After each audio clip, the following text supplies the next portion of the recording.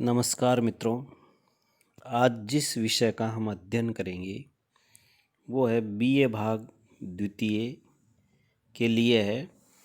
प्रथम प्रश्न पत्र है और जो टॉपिक है आज का वो है घनानंद के काव्य में प्रेम व्यंजना। इस विषय पर परीक्षा में जो प्रश्न पूछा जाता है वो कई प्रकार से पूछा जाता है। घनानंद के प्रेम व्यंजना को कई बार घनानंद के काव्य में प्रेम की पीड़ा और रूप की छटा को चित्रित करते हुए रीतिकाल में उनका स्थान निर्धारित कीजिए, इस प्रकार भी पूछा जाता है। इसी प्रश्न को घनानंद की प्रेम पद्धति पर एक समीक्षात्मक निबंध लिखिए, इस प्रकार भी पूछा जाता है। इसी प्रश्न को जो बहुत अधिक चर्चित है, घनानंद प्रेम की पीर के कवि थे, इस कथन की सोदाहरण विवेचना कीजिए। ये बहुत अधिक चर्चित प्रश्न है। इसको घुमा फिरा करके पूछा जाता है, किंतु ये बहुत अधिक लोकप्रिय प्रश्न भी है। इसको परीक्षा में बहुत बार पूछा जाता है। एक और प्रकार से भी इस प्रश्न को पूछा जाता है, घनानंद के काव्य में वर्णित प्रेम व्यंजना के स्वरूप को स्पष्ट कीजिए। तो इस प्रकार ये कई प्रकार से इस प्रश्न को पूछा जाता है। तो देखिए, हम देखते हैं घनानंद के काव्य में प्रेम की व्यंजना। सौंदर्य के चितेरे प्रेम पंथ के पथिक घनानंद कवि, इन्होंने विरह को या विरह की वेदना को इतना मार्मिक रूप दिया है कि प्रेम वेदना के भुक्त भोगी जो प्रेमी हैं वो भी घनानंद के एक तरह से दीवाने हो गए।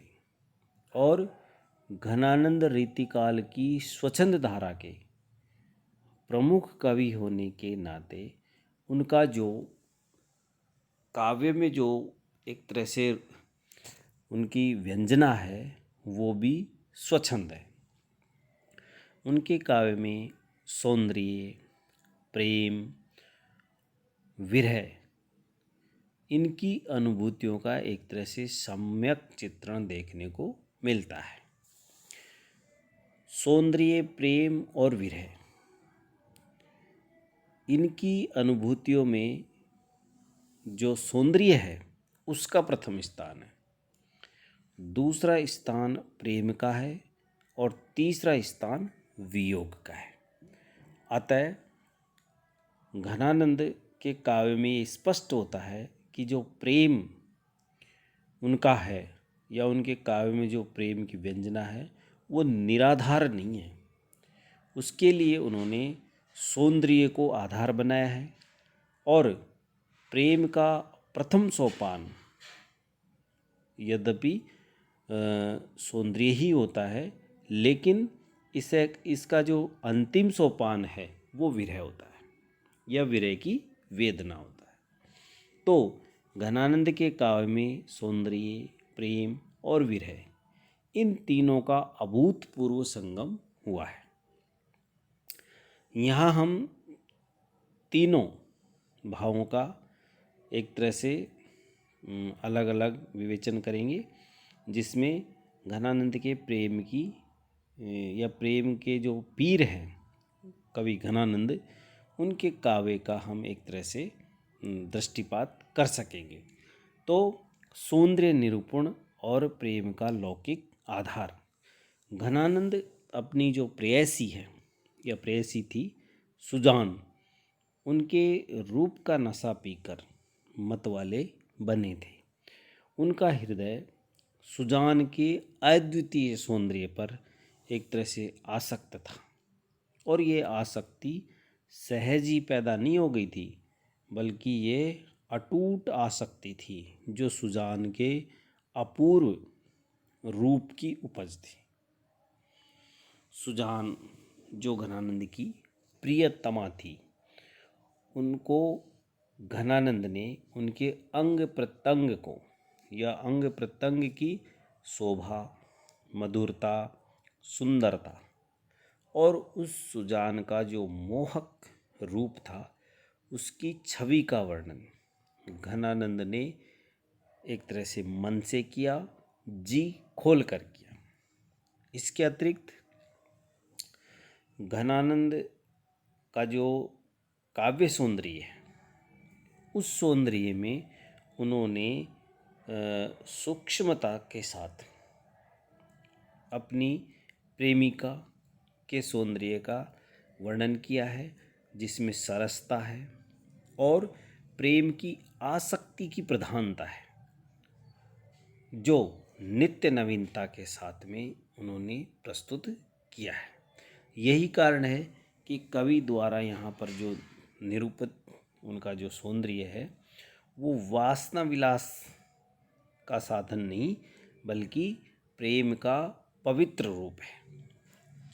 घनानंद ने विरह की अग्नि में एक तरह से जल करके, तप करके और दग्ध करने वाली प्रेयसी सुजान के रूप, यौवन, अंग, लावण्य, मुख, छवि, हंसने, बोलने, चलने, देखने आदि का जो नाना भाव भंगिमाएँ हैं, उनका उन्होंने अपने काव्य में वर्णन या विशद वर्णन किया है।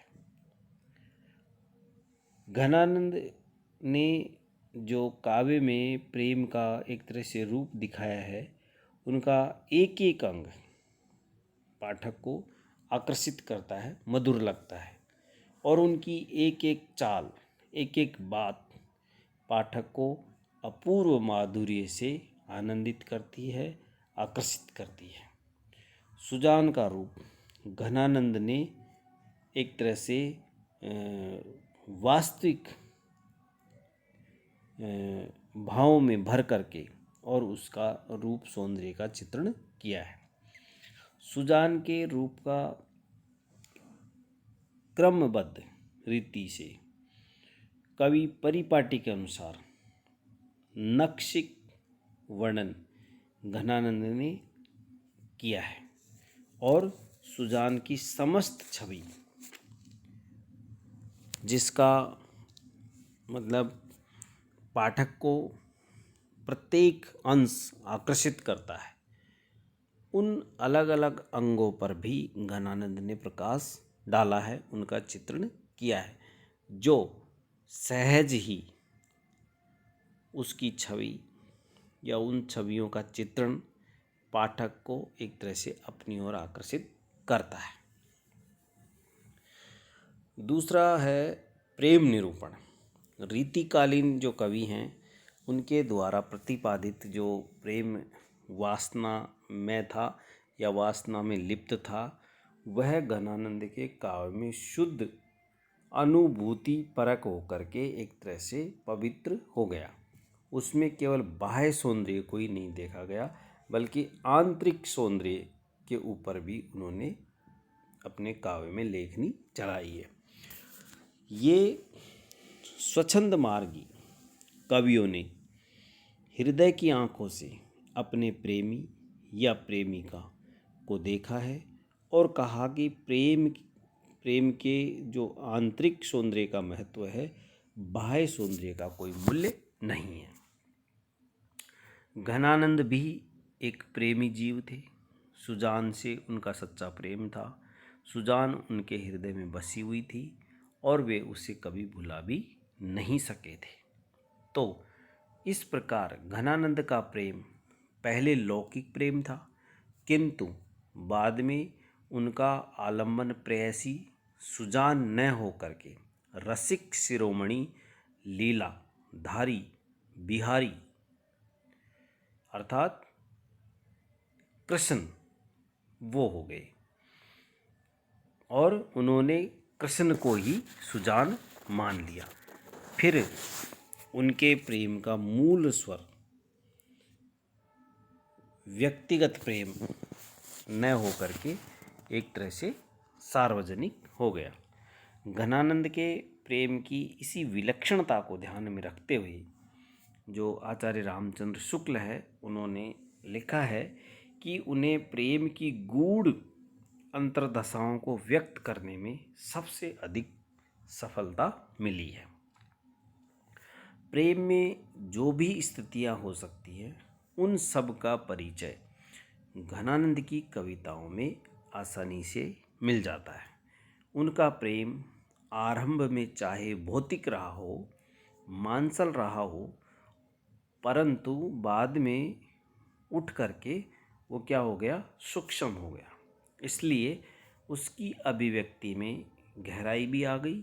संयोग वियोग दोनों में उन्होंने सुजान ही एक तरह से काम में रही और अपने ऊपर वे सभी दशाएं प्रतिक्रियाएं झेलते रहे, किंतु प्रतिदान में उन्होंने कुछ भी नहीं चाहा। ये कथन आचार्य रामचंद्र शुक्ल ने कहा है। घनानंद की जो प्रेम पद्धति है, तो यदि इसको हम देखें तो घनानंद के प्रेम में किसी भी प्रकार की वक्रता नहीं है। उनके प्रेम का जो मार्ग है वो एक तरह से एकदम सीधा है, सच्चा है। इसका हम उदाहरण सहित देख सकते हैं। उन्होंने लिखा है, अति सूदो स्नेह को मार्ग है जाने कुसयान बाक नहीं, तहाँ सांचे चली तजी आपनों पो, जिज के कपटी ज निशांक नहीं, घन आनंद प्यारे सुजान सुनो, यहाँ एक ते दूसरो आंक नहीं।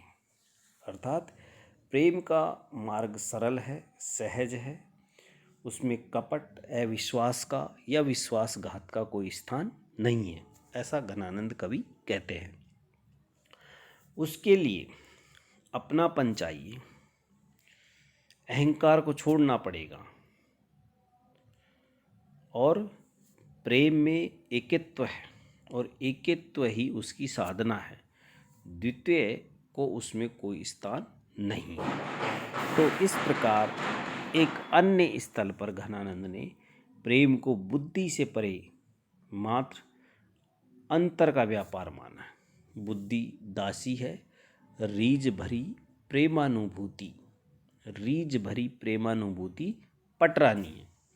तो घनानंद के काव्य में हृदय की गहरी वेदना और टीस का स्वर देखने को मिलता है। उनका हृदय सदा ही चाह के रंग में भीगा हुआ रहा और चाह के रंग में उनका हृदय भीगा रहा। वे हृदय की आँखों से नेह की पीर को तकने वाले कवि थे। प्रेम जनित पीड़ा का वे स्वयं अनुभव कर चुके थे।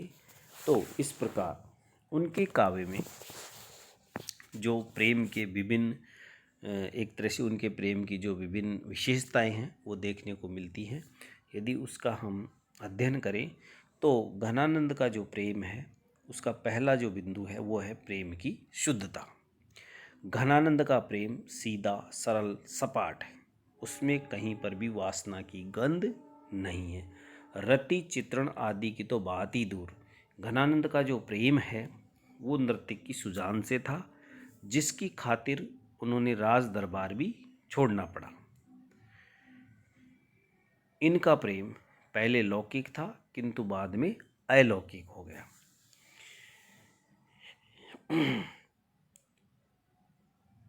इसका एक उदाहरण है, जब ते निहारे घन आनंद सुजान प्यारे, तब ते अनोखी आग लागी रही चाह की।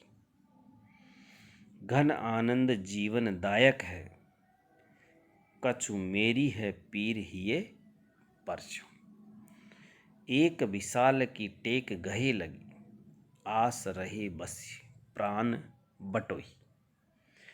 तो इस प्रकार जब से उन्होंने प्रिय को देखा है तब से वे उन्हें पुनः देखने को लालायित रहते हैं और प्रेम की पीर में भीगे हुए घनानंद के हृदय की करुण या करुणाजनक स्थिति है जो हमेशा रही है।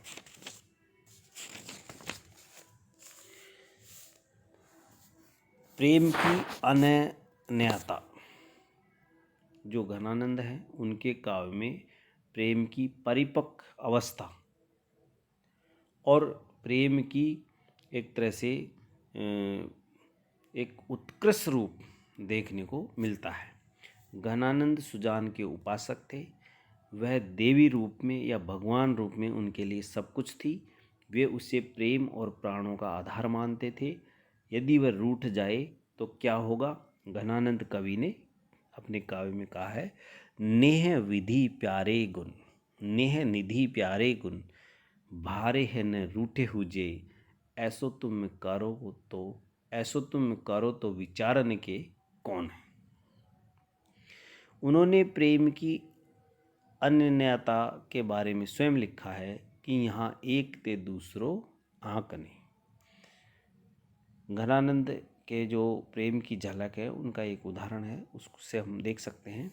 मोही तुम एक, तुम्हें मौसम अनेक आही, कहा कछु चंदही चकोरनी की कमी है। तो इस प्रकार घनानंद के काव्य में जो प्रेम का वर्णन है वो एक निष्ठ प्रेम है, उत्कृष्ट कोटि का प्रेम है और पवित्र